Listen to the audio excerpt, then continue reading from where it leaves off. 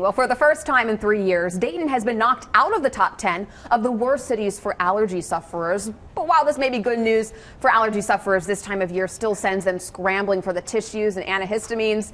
And for Brenda Hand, it also means keeping an eye on the pollen count. Well, Brenda joins us this morning along with Dr. Douglas Allstat for more on this pollen and how we're all affected by it. But Brenda, you have a really interesting story. You used to live here in Dayton. You didn't have allergies. Right. Then you moved to Huber Heights near a farm. Right. You got really bad allergies. Yeah, I did.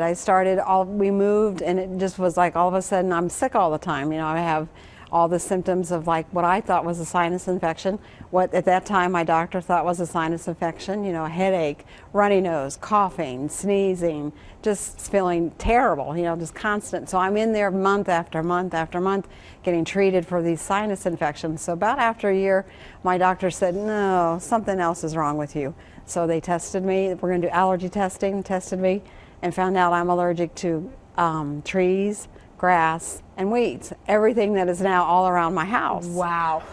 Doctor, the number one question I have is how the heck did she go from having allergies, not having allergies in the Dayton area, then she had them in Huber Heights? Probably she had them when the Dayton area just didn't realize exactly what it was, but maybe she was living closer to different plants around there that pollinated closer to where she lived. And I'm sure living near a farm didn't really help the situation. No, but it was an ideal place to buy a house. Right. Yeah. And then I'm like, oh no, I can't enjoy my backyard. And doctor, there are some common myths as well out there, like if you eat your local pollen, then you're not going to have allergies. Are all of those legitimate or? There's a lot of common myths. Some of it may be a little bit legitimate. I'm not so sure that eating the local bee pollen helps that much.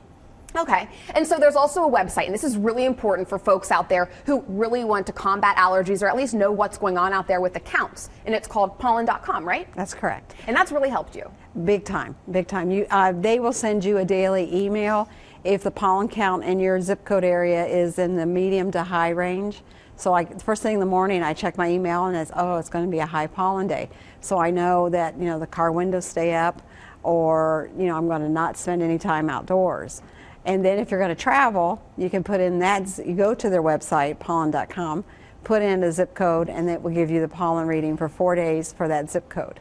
Okay, that's an awesome resource. Oh, it helps for planning. Yeah, and doctor, what do people do right now if they didn't have allergies really ever and now all of a sudden they do? Obviously go to the doctor, get checked for what this could be, and then get medicine? Correct. Go to the doctor, get checked, you know, do a history, do a physical exam, and then there's a lot of medications you can take too, some non-sedating antihistamines, which are now over the counter. There's a nose spray over the counter now, and then the ultimate, as in Brenda's case, that perhaps really helps the most are weekly allergy injections. Yeah, those are really helpful as well. Brenda, I hope you at least can power through this. I have allergies as well. I get that back throat, inner ear situation, which really is not good. But thank you both for coming in. Great advice this morning as well, doctor. Thank you. Thank you. And we will have more information on pollen counts and where you can go to look them up on abc22now.com.